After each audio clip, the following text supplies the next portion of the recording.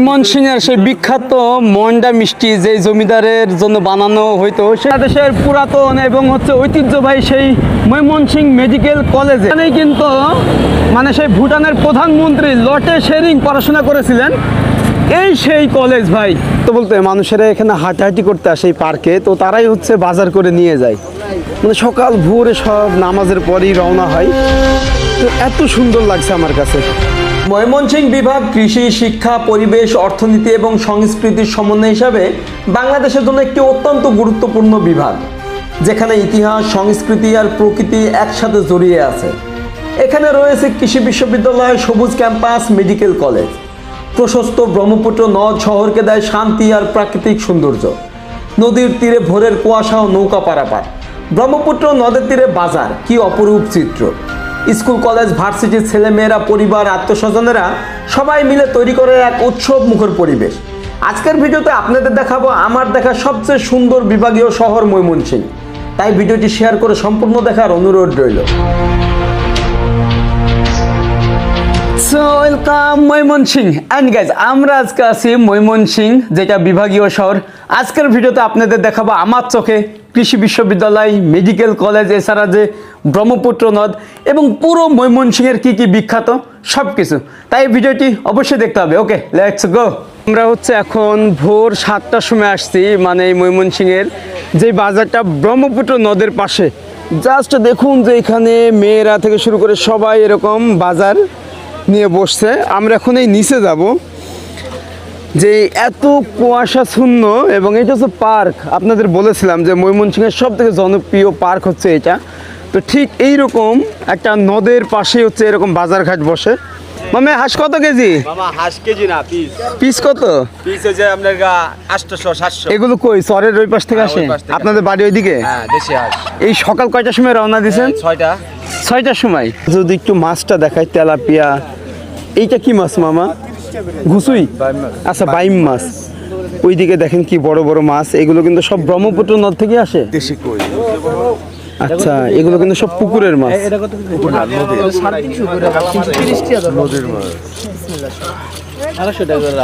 তো এটা 350।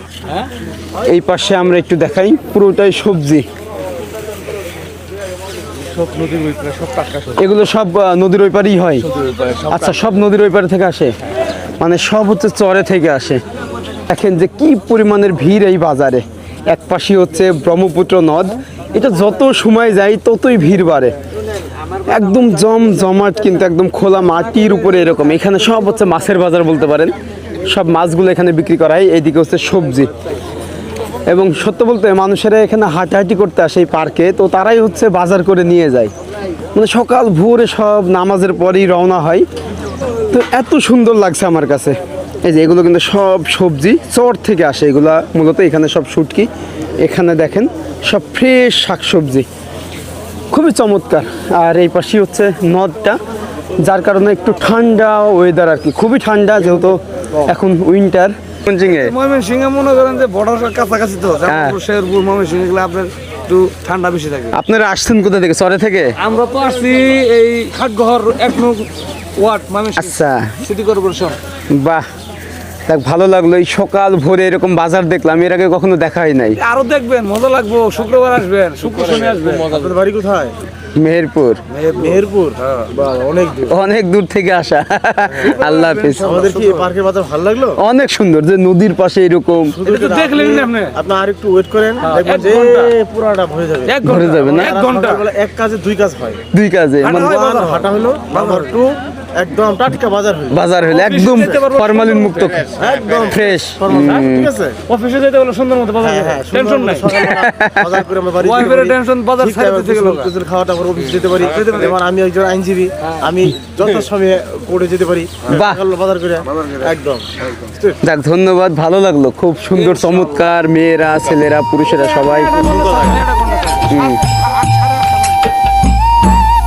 ময়মনসিংহ শহর ও ব্রহ্মপুত্র নদের অপরূপ দৃশ্য।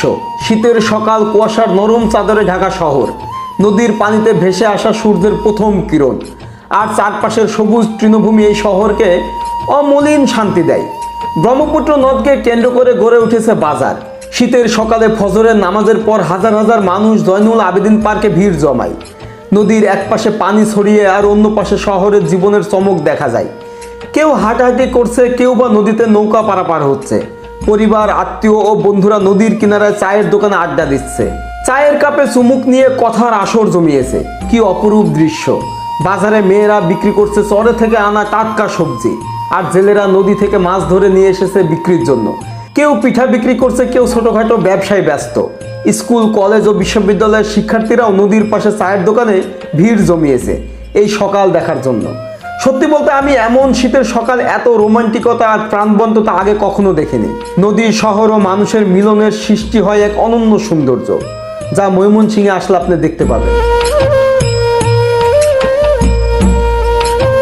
আসলে এই যে ব্রহ্মপুত্র নদটা দেখতেছেন, এটা কিন্তু আসতেছে হচ্ছে সেই কৈলাস পর্বত থেকে, যে কৈলাস, তিব্বতের কৈলাস, ওইখান থেকে এর উৎপত্তি। এরপরে ভারতের আপনার নাগাল্যান্ড হয়ে, আসাম হয়ে, ধুবড়ি দিয়ে প্রবেশ করতেছে কুড়িগ্রামে। এরপর ওখান থেকে কিন্তু এই ময়মনসিংহের এই দিক দিয়ে চলে গেছে। একবার ভাবেন তাহলে, এই ব্রহ্মপুত্র নদী আবার মিলিত হচ্ছে আপনার কোথায়?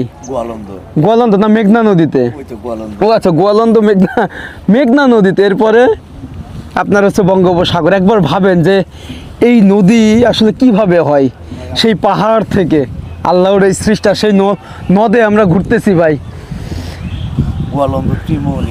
ত্রিমোহনী, মেঘনা, পদ্মা, ব্রহ্মপুত্র একসাথে। বাহ! আসলে আমার এই দেশটা কত সুন্দর ভাই। এই দেশের সকাল, এই দেশের বিকাল, সূর্যাস্ত, সূর্যোদয় কত সুন্দর একবার ভাবেন। তারপরেও আমরা পারছি না বিদেশি পর্যটকদের আনতে এই দেশে।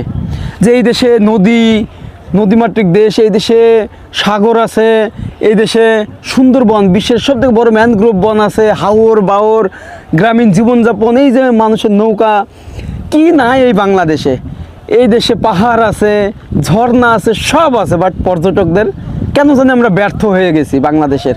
তো আমাদের উচিত এই পর্যটকদের আরও আকর্ষণ করা এবং তাদের নিয়ে কাজ করা, যে কিভাবে আমাদের বাংলাদেশ পর্যটক কেন্দ্র হবে, মানুষ আসবে বিদেশ থেকে। তো যাই হোক, আমরা নদীটা দেখতেছি ভোরে, খুবই চমৎকার লাগতেছে। আমার সাথে এই যে প্লাবন ভাই আছে, এই যে ভাইয়া আছে, এবং এই ভোরে আমাকে ঘুম থেকে তুলে আনছে, বলছে চলো তোমাকে নিয়ে যাই এক জায়গায়। তো আমি তো জাস্ট অবাক, ঘুম থেকে উঠা হয় না ভোরে, তো আজকে উঠলাম। আসলে ব্রহ্মপুত্রের পাড়ের সকালটা হচ্ছে সব থেকে আলাদাই, কারণ যে মানুষের অফিস থাকে, সব অনেক কাজ থাকে। তো সকালবেলায় অনেকেই মানে ভোরটা দেখে হাঁটাচড়া করে, শারীরিক ব্যায়াম করার পরে তাদের নিত্য যে প্রয়োজনীয় জিনিসপত্র যেগুলো আছে, একদম মানে শূন্য থেকে শেষ পর্যন্ত খাবার দাবার সব কিছু এখানে পাওয়া যায়। আর সবগুলোই ফ্রেশ, নদীর এই পার থেকে, চর থেকে তুলে নিয়ে আসা হয়। ওই ফ্রেশ মানে সবজি, ডিম থেকে শুরু করে মাছ, সব কিছুই পাওয়া যায়, যার কারণে সবাই সকালবেলা অন্তত চেষ্টা করে পার্কে আসতে। এখানে দেখলাম সব উৎসব মুখর। হ্যাঁ, আবার মেয়েরা, কিছু মানুষ আছে মনে করেন যে যাদের তো ওই যে ম্যাচের বা স্টুডেন্ট যারা আছে, ওরাও সকালবেলা আসে হাঁটাচড়া করার পরে তাদের নাস্তা পানি আছে, প্লাস হচ্ছে চা খাওয়ার মতো, আড্ডা দেওয়ার মতো। সকালটা আসলে স্মরণীয় করে রাখার জন্য মোটামুটি সব ধরনের মানুষ এখানে আসে। এই নদীর পাড়ে দেখেন ও কতটুকু ছোট বাচ্চা, এই সকাল ভোরে এদিকে দাও, এবং আমার এই সামনে হচ্ছে নদী। একবার ভাবেন যে এই সকালে নদীর সামনে এরকম চা খাওয়া, আর পিছনে এরকম উৎসব মুখর পরিবেশ। তো এখানে সবাই ভার্সিটির পোলাপানরা এসে সকালে এরকম চা খায়, এবং আত্মীয় স্বজন, ফ্যামিলি, পরিবার, তাদের বাচ্চা সবাই মিলে। যে আমার এই সাইডে কিন্তু একটা পরিবার আছে, এই সাইডে হচ্ছে ভার্সিটির কিছু মেয়েরা আছে, এই পাশে ছেলেরা আছে, সবাই এই সকালে এসে এরকম মানে উৎসব মুখর একটা পরিবেশ। তো এই জিনিসটা আমাকে অনেক মুগ্ধ করছে। আসসালামু আলাইকুম। চন্দ্রানী কেমন আছে? ভালো আছে। তো খুব ভালো লাগলো আমাকে দেখে। যাক, দোয়া করবেন। আসলে এরকম সকাল ভোরে আপনার যে হাজার হাজার মানুষ এখানে চা খাচ্ছে, হেঁটে বেড়াচ্ছে। আপনার এটাকে করতেছিলাম যে মেসেঞ্জারে আপনার কোনো নাম্বার পাই কিনা। আপনি জানলেন কি করে ময়মনসিংহে? এই যে মাত্র আমার ওয়াইফ বললো। আচ্ছা, আমার wife- আসসালামু আলাইকুম, ভালো আছেন? তো এই যে এত ভোরে আসেন, কেমন লাগে নদীর পাড়ে ভালো, ওই জন্য তো আসি। ফ্যামিলি নিয়ে, আত্মীয় স্বজন নিয়ে? এদেরকেও নিয়ে আসি, আজকে আসে নাই মেয়েরা। বাহ, এই ভোর কুয়াশা শূন্য, হ্যাঁ, অনেক ভালো। আমি তো মানে অবাক যে পুরো একটা উৎসব মুখর ব্যাপার।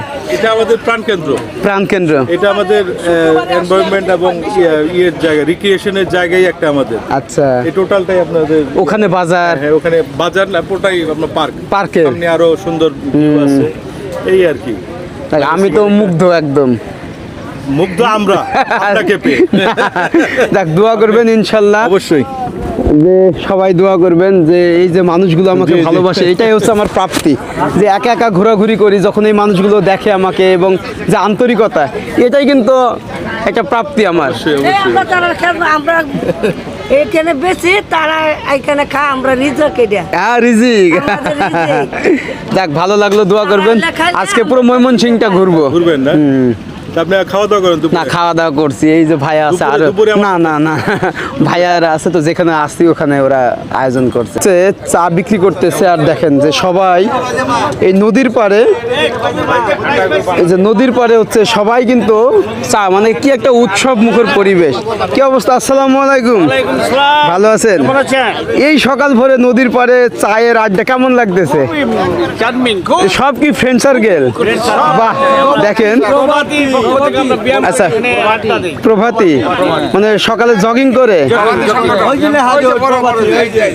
আচ্ছা, এইটা প্রভাতী, এই যে জয়নুল আবেদিন পার্ক ময়মনসিংহ প্রভাতী। যাক, আসলে আমি আসার পরে এরকম উৎসব মুখর পরিবেশ দেখে আমার অনেক ভালো লাগতেছে, কারণ এরকম সকাল আমি কখনোই দেখি নাই।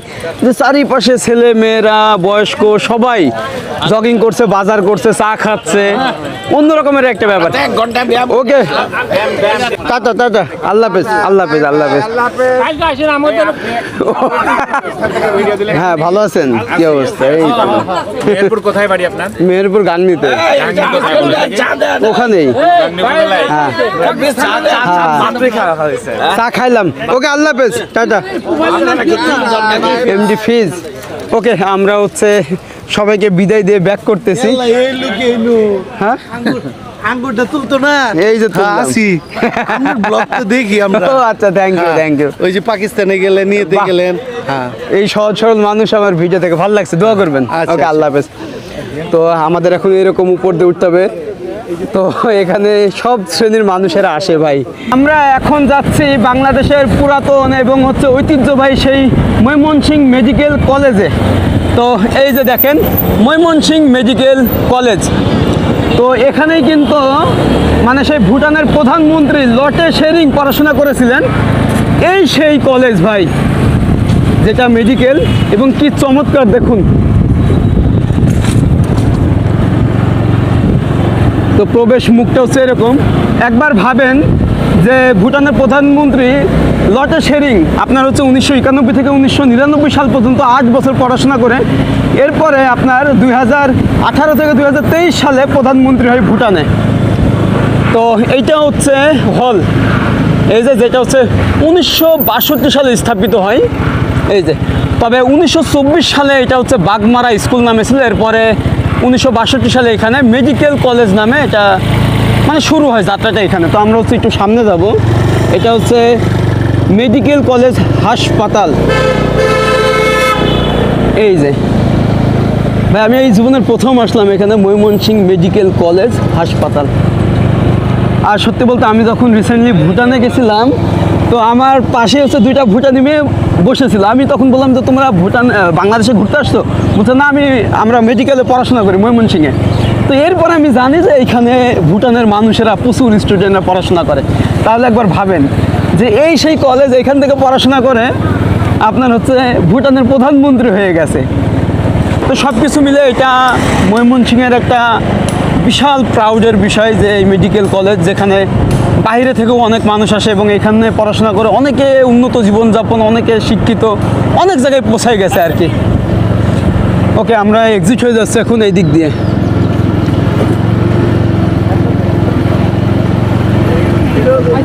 এটা কি, এটা কি ভাইয়া? হ্যাঁ, হাসপাতাল। আচ্ছা, এটা হাসপাতাল, এই কারণে এখানে অনেক মানুষ।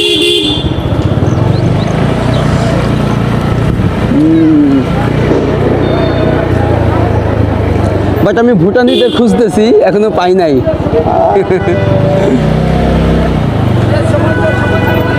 এক্সিট হয়ে গেলাম। এখন যাব কৃষি বিশ্ববিদ্যালয়ে, মানে যেখানে ধান, গম, পাট, মাছের মানে গবেষণা কেন্দ্র আর কি। এটাও আমাদের বাংলাদেশের অনেক একটা মানে নাম করা একটা বিশ্ববিদ্যালয়, কৃষি বিশ্ববিদ্যালয়।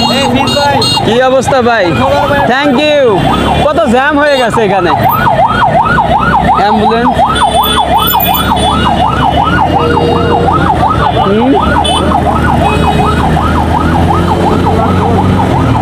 তো উপরে ফুটওভার ব্রিজ, এখানে বাচ্চা নিয়ে পার হচ্ছে। ভাই আমরা কখনো সচেতন হবে না, উপরে ফুটওভার ব্রিজ, নিচ দিয়ে বাচ্চা নিয়ে পার হচ্ছে এরকম একটা রাস্তায়। সো আগে আমাদের সচেতন হতে হবে ভাই। আমরা যখন সাউথ এশিয়া ঘুরলাম, বিভিন্ন দেশে ভাই তারা কত সচেতন মানুষজন, এবং তারা ভয় পায় রাস্তাঘাটে এইভাবে পার হইতে, কারণ একটা অ্যাক্সিডেন্ট হয়ে গেলে দেখেন পঙ্গু হয়ে যাবেন, ক্ষতি কিন্তু আপনারই হবে। তো এইভাবে মানুষ রোড পার হয়। আমরা এখন বাংলাদেশের সবচেয়ে বড় বাংলাদেশ এগ্রিকালচার ইউনিভার্সিটি মানে কৃষি বিশ্ববিদ্যালয়ে প্রবেশ করতেছি, যেটা হচ্ছে আপনার 1961 সালে প্রতিষ্ঠিত করা হয়, এবং এর এরিয়া হচ্ছে 1200 একর জমির উপরে ভাই। তো এটা হচ্ছে প্রবেশ মুখ। রাস্তাটা দেখুন কি সুন্দর পরিষ্কার পরিচ্ছন্ন।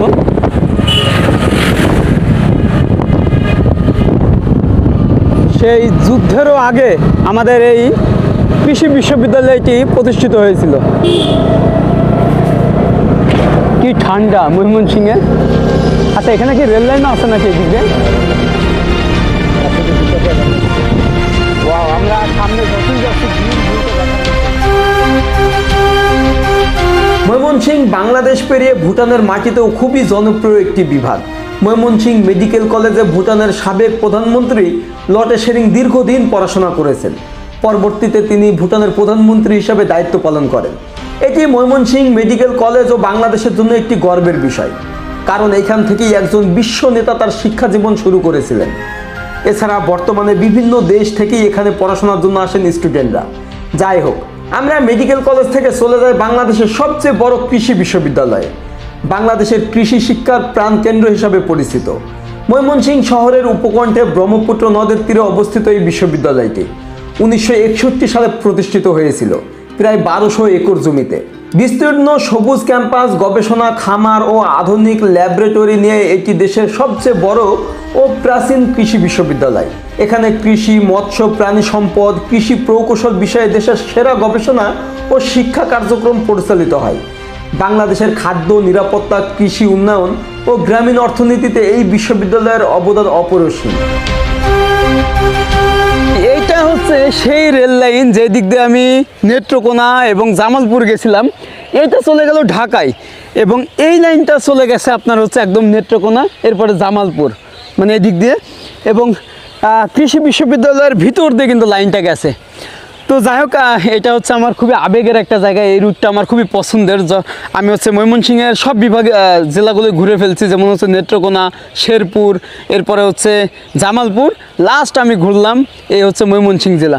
ময়মনসিংহ কৃষি বিশ্ববিদ্যালয়ের যে গরুর খামার আছে, কারণ আসলে এখানে ধান, গম, তারপরে হচ্ছে এই যে কৃষির মাছ, এইগুলো এই খামার নিয়ে গবেষণা করা হয়।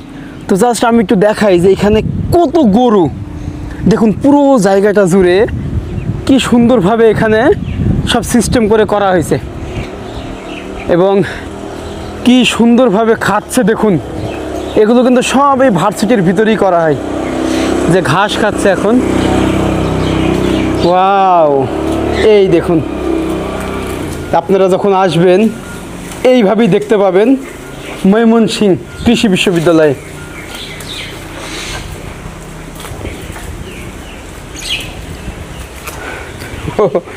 মানে পুরো সাইড দিয়েই কিন্তু এই ধরনের গরু, দেশি বিদেশি সব রকমের।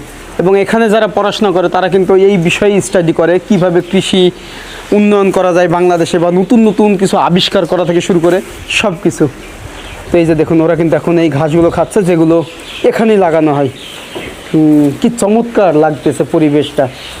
ভিতরে কিন্তু পরিষ্কার পরিচ্ছন্ন।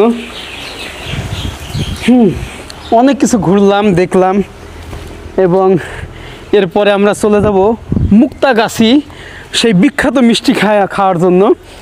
এবং আমি আসলে নামটা জানি না, কিন্তু আমাকে অনেকে বলছে ভাই মুক্তাগাছিতে যাবেন ওই মিষ্টিটা খাওয়ার জন্য। তো এখন আমরা রওনা হব। ময়মনসিংহের এটাই হচ্ছে সেই একমাত্র জায়গা যেখানে ট্রেনের উপর দিয়ে ট্রেন চলে, এবং খুবই মারাত্মক একটা ব্যাপার। এই সেই জায়গা দেখুন, যে আপনারা অনেকেই দেখছেন দেশ বিদেশ থেকে যে যখন উপরে ট্রেন যায় তখন কিন্তু নিচ দিয়ে আর একটা ট্রেন চলে। এই যে এটা হচ্ছে সেই জায়গা। এবং বিশেষ করে ঈদের সময় এটা মারাত্মক একটা দুর্ঘটনার মতো একটা জায়গা। উপর থেকে ট্রেন চলে, নিচ দিয়েও ট্রেন চলে। এখন পৌঁছায় গেছি মুক্তাগাছা। তো এটা হচ্ছে মুক্তাগাছা পৌরসভা, যেটা স্থাপিত 1878 সালে। তো ঠিক এইখান থেকেই আমাদের যাইতে হবে, চলেন। যে আপনার সে বিখ্যাত মন্ডা মিষ্টি খাওয়ার জন্য, তবে খুবই জ্যাম। এটা হচ্ছে বাজার। বললাম যে এখানে থেকে মন্ডা থেকে বাংলাদেশের থেকে বিভিন্ন উপমহাদেশগুলোতে মন্ডাগুলা চলে যাইতো। এত বিখ্যাত, এত বিখ্যাত এই মন্ডাটা। এবং বিশ্বাস করবেন যে রাজা শশীকান্ত 200 আচার্য বছরের আগের এই মিষ্টি। তো তখন হচ্ছে আপনার ওই সময়ে ময়মনসিংহে জমিদার মহারাজা, হ্যাঁ, রাজা আপনার- শশীকান্ত আচার্য, হ্যাঁ রাজা শশীকান্ত আচার্য তার সকালের ব্রেকফাস্ট ছিল এই মন্ডা। এটা, হ্যাঁ, এবং এটা। দেশ বিদেশে নাকি এই মিষ্টি যাইতো আর কি, বিভিন্ন হ্যাঁ, আত্মীয় এখন স্বজনের পর্যন্ত বাসায়। যায়, সারা দেশ বিদেশে এই মন্ডাটা যায় তো মুক্তাগাছা আমরা থেকে। 20 কিলোমিটার দূরে এই মিষ্টি খাওয়ার জন্য আসছি মুক্তাগাছি। ফাইনালি চলে আসলাম গোপাল পালের প্রসিদ্ধ, যেটা হচ্ছে মন্ডার দোকান। এইটা 1.5 শতাধিক বর্ষের ঐতিহ্যবাহী মুক্তাগাছার আদিও অকৃত্রিম। আমরা এখন প্রবেশ করতেছি, বাট ডেকোরেশনটা কিন্তু অনেক সুন্দর। তো এইটা দেখাই, এই যে ভিতরের যেখানে লেখা আছে মন্ডা, এবং এই মিষ্টি খাওয়ার জন্য দূর দূরান্ত থেকে আসে। তো ভিতরের পরিবেশটা দেখুন কি চমৎকার। তো মন্ডার মিষ্টি কি মিষ্টি, আমি তো খাই নাই কখনো। মন্ডা। আমি জীবনের প্রথম আসছি, আমি কখনো দেখি নাই, খাই নাই। আচ্ছা, যদি তাহলে একবার ইন্ডিয়াতে taste করে অনেক দেখি। ট্রাই করছিলাম, আপনার হচ্ছে শক্তিগড়ের ল্যাংচা, তারপরে হচ্ছে কৃষ্ণগড়ের সীতাভোগ মিষ্টি। তো আমাদের বাংলাদেশে এরকম বিখ্যাত মিষ্টি আছে, তো আমি এটা কিন্তু জানি না। ওকে, এই যে অনেকটা সন্দেশের মতো, এটা হচ্ছে গুড়ের। আচ্ছা। হ্যাঁ। তো এটা হচ্ছে মন্ডা, 200 বছরের পুরানো। এটা কি? এটা হলো গুড়ের মন্ডা। আচ্ছা, তার এটা জন্য। কিন্তু উপরে হচ্ছে একটু শক্ত।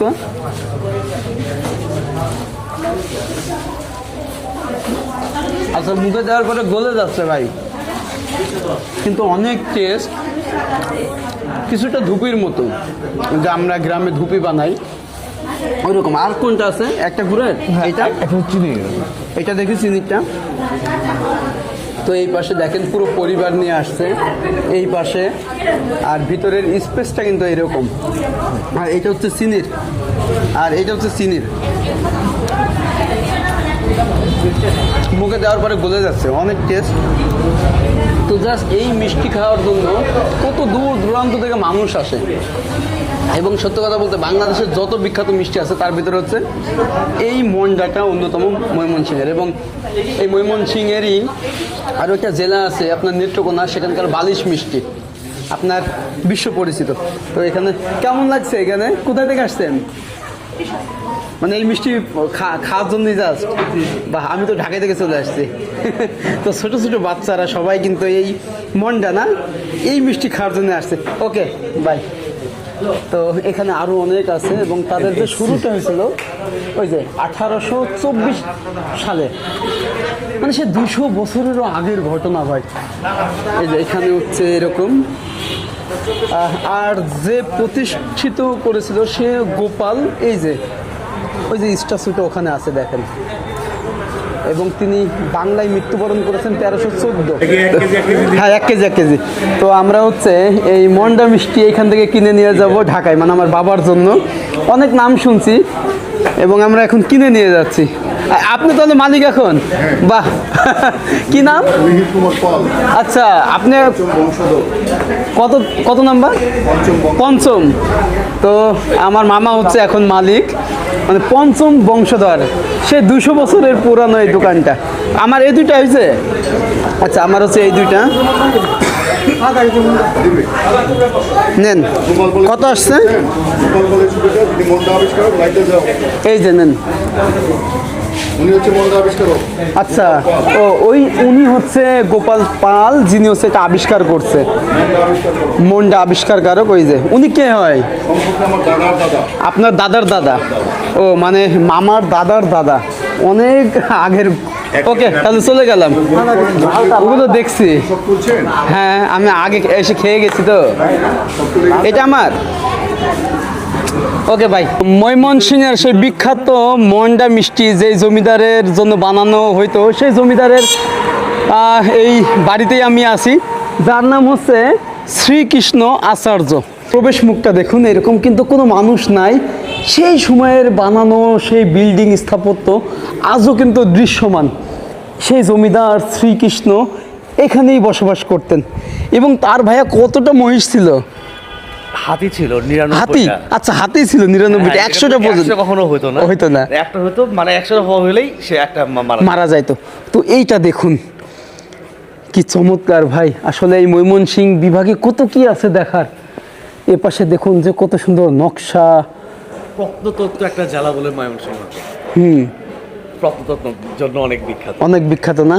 এখানে অনেক হচ্ছে ময়মনসিংহ গীতিকার, গীতিকার সবচেয়ে বেশি নাম করা বাংলা সাহিত্যে। আচ্ছা, এই পাশে হচ্ছে এরকম আরো চিকুন চিকুন সরু রাস্তা চলে গেছে। আচ্ছা, জমিদার কি এখানে থাকতেন? এটা হচ্ছে তাদের জলসাঘর ছিল। আচ্ছা, এটা জলসাঘর ছিল। ওখানে কিন্তু আরো অনেকে আছে। বাট এখন কেউ বসবাস করে না। এখন ওই যে প্রত্নতত্ত্ব হিসেবে, আচ্ছা, জাদুঘর হিসেবে, জাদুঘর হিসাবে এটা। ভাই এইখানকার নকশাটা দেখুন শুধু, যে ওই সময়ের সে 200 বছর আগে না? হ্যাঁ 200 না, 150, 350 বছর, 350 বছর। তো এই যে দেখেন সেই নকশা আজও আছে। তো আপনারা কখনো আসলে অবশ্যই এই জায়গায় আসবেন, জমিদারের বাসায় আসবেন আর এই মন্ডা মিষ্টি খাবেন। এটা হচ্ছে জেলখানা। ও এটা কাঠ ভাই, উঠে যাবে? হ্যাঁ। আচ্ছা, এইটা জেলখানা ছিল। কি সুন্দর জেলখানা। ভাই এটা কিন্তু অনেক সিপা। একবার ভাবেন যে এই জায়গায় ওই সময় জমিদাররা যারা অন্যায় করতো তাদেরকে আটকায় রাখতো, যে ছোট ছোট বাচ্চা সবাই ঘুরতেছে। এগুলো কি? আচ্ছা, এই পাশে হচ্ছে তো বিশাল বড়, অনেক বড় এরিয়া নিয়ে কিন্তু। এগুলো কি? এই যে এই ঘরগুলো, এটা এটা এটা ওদের হয়তো বা অনেকগুলো ধ্বংসস্তূপে পরিণত হয়েছে। ইটগুলো খুলে খুলে পড়ছে, এরকম একটা ব্যাপার। আর লোহাগুলো দেখেন একদম জং ধরে গেছে। এই যে এই সাইডে কিন্তু সব ভেঙে ভেঙে গেছে। আমি এখন ময়মনসিংহে ঠিক রাত 11টার সময় আছি, যেখানে এত ঘন কুয়াশা যে রাস্তাঘাট দেখা যায় না, আর টেম্পারেচার চলে 10 ডিগ্রি। তো এখানে কিন্তু সেই শিল্পাচার্য জয়নুল আবেদিনের সেই স্মৃতিস্মারক। তো ভাইয়ের মুখে শুনবো, একটা হিস্টোরি আছে এটা নিয়ে। জয়নুল আবেদিন শিল্পাচার্য যখন ফ্রান্সে গিয়েছিল, তখন ফ্রান্সে ইংলিশটা নিষিদ্ধ, তখন সে ইংলিশে বলতে পারে না, বলতে পারছিল যে সে কিচেন খাবে আর কি। আচ্ছা, চিকেন খাবে, হ্যাঁ চিকেন খাবে, সে এটা বুঝতেছিল না। তখন সে করছে কি, একটা পেপারে সে আর্ট করে দেখাইছে, পুরা মুরগি দিয়েছে, সে এটা মাংসটা আর্ট করে সে দেখাইছে। পরে সে ওয়েটারটা তখন সে তাকে বুঝতে পারে না, হ্যাঁ তখন ওইটাই সে নিয়ে আসছে খাবার হিসেবে। আচ্ছা, তো এত মানে খুব বড় মাপের একজন, পুরা ওয়ার্ল্ড ফেমাস একজন শিল্পাচার্য ছিলেন আর কি, জয়নুল আবেদিন। তো একবার ভাবেন যে জয়নুল আবেদিনের কথা মনে পড়লেই এই ময়মনসিংহের কথা মনে পড়ে যায়। তার জন্মস্থান কিন্তু কিশোরগঞ্জ, তখন কিন্তু বৃহত্তম ময়মনসিংহ ছিল। এবং তিনি মারা গেছেন 1976 28শে মে, শেষ নিঃশ্বাস ত্যাগ করেন। তো এর পাশে হচ্ছে ব্রহ্মপুত্র নদ, এই নদের পাশে হচ্ছে এই ময়মনসিংহ বিভাগীয় শহরটা অবস্থিত। এখন পার্কের ভিতরে এরকম রাত 11টার সময় হেঁটে হেঁটে যাচ্ছি। তবে এটা খুবই জনপ্রিয় একটা পার্ক। এর এক পাশে হচ্ছে ব্রহ্মপুত্র নদ। তো ফজরের আজানের নামাজের পর থেকেই হাজার হাজার মানুষ এই পার্কে এসে হাঁটাহাঁটি করে, গল্প গুজব এরকম যে যার মতো আর কি, একদম সর্বসাধারণের জন্য উন্মুক্ত। আর জাস্ট দেখুন যে কি পরিমাণের কুয়াশার ঠান্ডা, যে মানুষ দেখাই যায় না এরকম একটা ব্যাপার। এখন আমরা 12টার সময় আসছি কাছারি ঘাটে চা খাওয়ার জন্য। এটা কিন্তু অনেক জমজমাট। এই পাশে হচ্ছে ব্রহ্মপুত্র নদ। তো এখানে সবাই আসছে, দেখেন এই রাতে চায়ের দোকান খোলা। ভাই আমার চাটা কই মামা? তো এই যে চা, সেই সাথে এই যে এটা হচ্ছে ব্রহ্মপুত্র নদ। এবং ওই পাশে হচ্ছে নতুন একটা শহর হচ্ছে ময়মনসিংহের, মানে নতুন বিভাগীয় শহর, সব কার্যক্রম শেষ। তো চা খাওয়ার জন্য আসলাম এখানে, সেই সাথে একটু নদটাও দেখলাম। এবং আমাদের সাথে ময়মনসিংহের সব ভাই ব্রাদার আছে। এখানে কি রেগুলার আসা হয়? বাহ, মন ভালো থাকলে মন ভালো থাকলো। আর এটা হচ্ছে শশী লজ, আর এখানে সব পুলিশ কার্যালয়। এই যে এটা হচ্ছে শশী লজ, মানে খুবই জনপ্রিয় একটা জায়গা, ঐতিহাসিক একটা জায়গা, ময়মনসিংহ জাদুঘর। আর ভাই আচ্ছা, এখানে প্রোগ্রাম হয়েছিল আর ইত্যাদি। ও, আর কি পরিমাণে ঠান্ডা, এই ঠান্ডায় আমরা ঘুরতেছি, ভাবা যায়। এখন কিন্তু সব দোকানপাটগুলি বন্ধ হয়ে গেছে। এই প্রথম কোনো একটা শহরে এরকম মানে স্বাধীন ফ্রিডমভাবে ঘুরতেছি ভাই, কোনো ভয় কিছুই কাজ করতেছে না, যে রাত 12টা 1টার সময়। আর এটা হচ্ছে নতুন বাজার, এই পাশে কিন্তু আরও অনেক দোকানপাট খোলা আছে। যাই হোক গাইজ, এই ভিডিওটা আজকে এখানেই শেষ করছি। সবাই ভালো থাকবেন, সুস্থ থাকবেন, অ্যান্ড আমার জন্য দোয়া করবেন। নেক্সট ইনশাল্লাহ আবারও আসবো এই ময়মনসিংহে, এবং কমেন্ট করেন কোথায় যাওয়া যায়। প্ল্যান আছে বাংলাদেশের অনেক জেলায় ঘুরবো, কারণ আমি হচ্ছে বাইরে চলে যাবো এবার লং টাইমের জন্য। দেখা হচ্ছে নেক্সট কোনো ব্লগ। ওকে ভাই, আল্লাহ হাফিজ, টাটা।